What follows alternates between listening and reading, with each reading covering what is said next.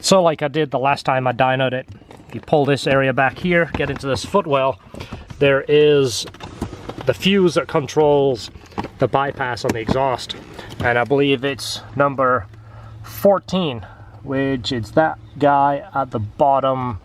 Says exhaust mode. It's that bottom on the right, number 10. That'll leave the valves open the whole time. Okay, so what I'm going to do today is do a before and after dyno on a filter. Well, this is a ZR1 behind me. If you follow me, you know it's a 2013 ZR1. It has long tube headers on it. Well, this is a filter that I keep seeing every time you type in intake or filter for a ZR1. This one pops up. They call it the attack blue filter. Well, it seems like nobody seems to have a real clear what does it make. Some people say 10 to 15 horsepower. You know, of course, up to could mean 1. Up to 15 could mean 2. So I want to do a before and after. Do 2 full runs, let it get back to the same temperature, swap this filter. I'm not going to change anything else, and do the same thing and see if it really works. So right now, I just want to see an exact before and after. If it makes 10 horsepower, I'll be ecstatic. If it makes 2, I'll probably put it back in the box and sell it.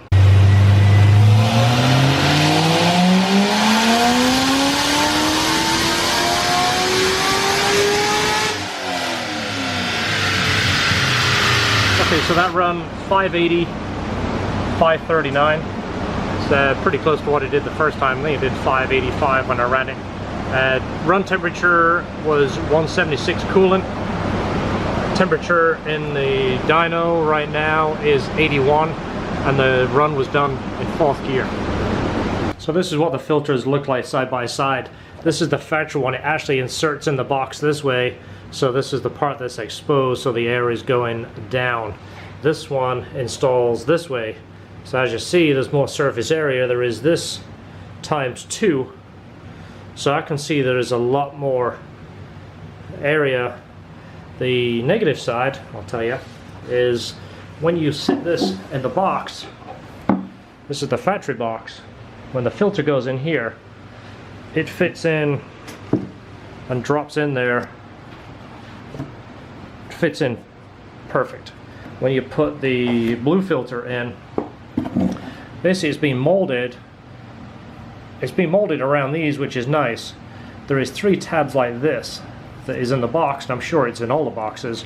Well, when you try and put the filter in there, when you sit this thing down, you see it's cut for these around here. It's not cut for those tabs, so it doesn't go down. Now if you push it, you're kind of forcing it around there and it bends. It's just not a very good seal. It seems like someone forgot about that. Either it should have been molded for those tabs, the 3 of them, there's 1 at each side and 1 in the middle, or they should send the instructions, take a razor blade and cut those off, which is what I'm going to do, because cramming the filter in there and jamming it in to me seems a bad idea. Okay, so once you cut those tabs off, it fits in pretty nice. It's nice and tight. It feels like it's got a metal frame molded into the rubber. It's pushed down flat here. See, it's still kind of sticking out there. They push it all the way down, but it feels a lot better than what it did. Alright, so now it's pushed down all the way. It fits pretty well. It's tight. One thing to note, what they don't tell you is this frame is molded onto the factory air filter. Now it is available separate through GM, and I don't know why they would sell it separate, but the filter didn't come with one, whether it's in the fine print. However, why they would sell you this without the option of the part you need doesn't make sense. This part looks like it's bonded on here. If I take it off, obviously I'll destroy that filter, and there's a good chance I'll damage the frame getting it off, so I'm not going to ruin both. Just for dyno sessions, I'm going to run it just like this. Obviously the air is going this way. It's sitting on the dyno. We're not going to be taking it in a sandy environment, so I don't think it's going to affect our results. But keep in mind, you're going to need that frame. And again, the guys that make this filter, you know we need this frame. Go ahead and mark it up 20 bucks. Put that frame in the box. That is silly. It's like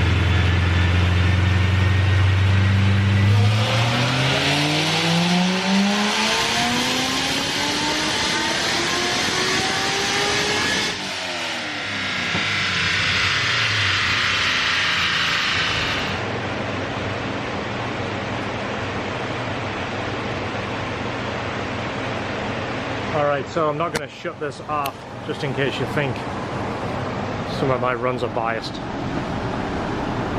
I can tell you I don't do that, so let's hit this right here. So that's interesting.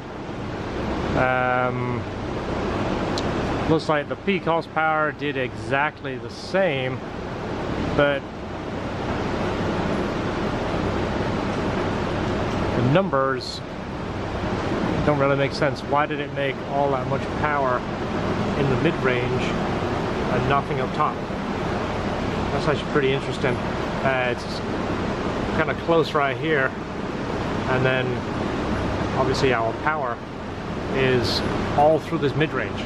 Again, kind of weird, nothing in the top. 580 to 584, but look at the torque, 539 to 558. That's 20 foot-pounds of torque. And right here, 401 to 430, that's 31 horsepower. That's interesting, right? One thing is, look at the air-fuel ratio. It's drastically different. It's richer all the way through.